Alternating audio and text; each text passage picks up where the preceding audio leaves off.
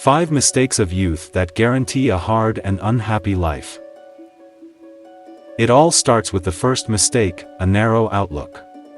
Look at the outstanding billionaires, they are clearly not the kind of people who are not interested in anything.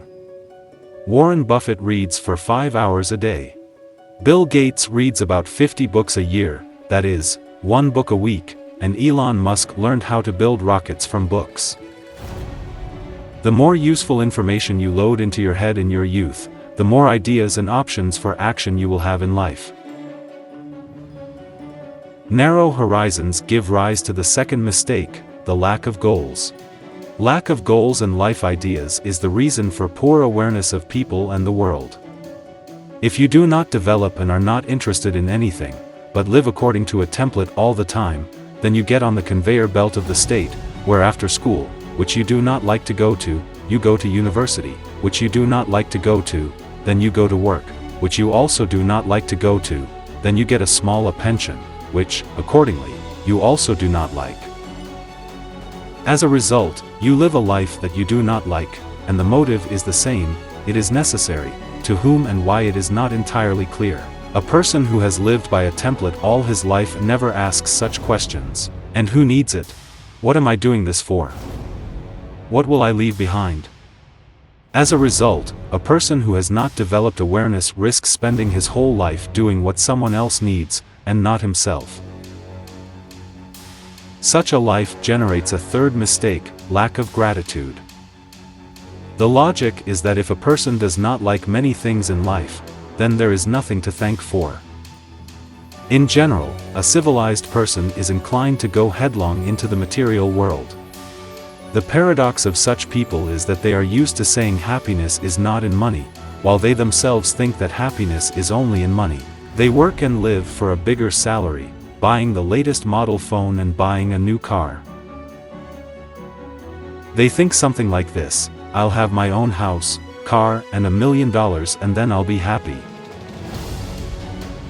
This atrophies morality and turns life into a race where there is no winner, but only a loser. An unhappy person who, at the moment of approaching the finish line, again realizes that he made a mistake on the track, but due to the surrounding noise, a new trophy flashes in his eyes and the person rushes into the race again along the same track. And until a person begins to thank life for what he has now, until he begins to find happiness in what he has now, until he begins to appreciate it, nothing will change. He will spend his whole life chasing fake happiness. The fourth mistake is to kill time. Most young people are not just having fun, they are killing time. It is necessary to have fun, youth is given for this, but there is no need to kill time. Staying at home for months, watching TV shows and playing computer games is the stupidest thing you can do in your youth. In old age, you are unlikely to regret that you did not pass the game or did not watch some TV series, and if you do, then in old age it is a more appropriate time for this. No one tells you not to play or watch TV shows, you can do it, but wisely. When you are young, there is time for everything, you can play, read a book, do what you love, and relax with friends. When people are young, the logic is this: I'm still very young, I have plenty of time, so I want to have time to enjoy myself before adulthood.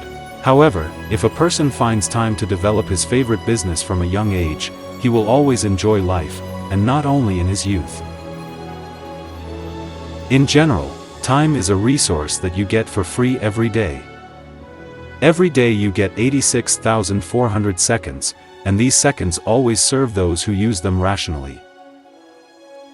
Time never serves those who kill it, always remember that. And the fifth mistake is not caring about your health.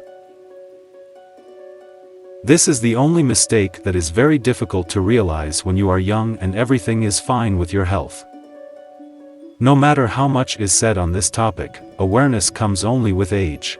The older a person gets, the more concerned he is about his health.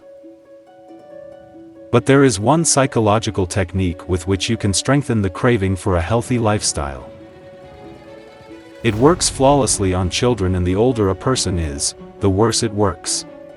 This technique was done with his son by famous American speakers, business coach Tony Robbins. In order to discourage the child's craving for drugs in the future and protect him from the negative influence of modern culture, he took his son to the most terrible brothel in the city.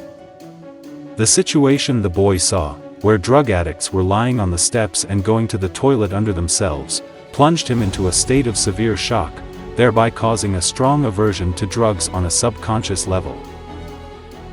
If a child under the age of 7 has a strong aversion to alcohol, smoking, and drugs by some example, then in the future he will not touch these things. In our culture, people talk about such things as drugs and smoking in a positive way, broadcasting all this to the masses through films and music videos. And children listening to what their idols are singing about think it's cool and fun, they don't see the other side. Consequently, at an older age they do not have the ability to think sensibly, assessing the situation from all sides. Because of this, a person's life turns into excruciating suffering quite early. This is perhaps the most terrible mistake of youth. Stop pumping characters in computer games, pump yourself in real life. Reread the list of goals and act so that in old age you do not reread the list of excuses.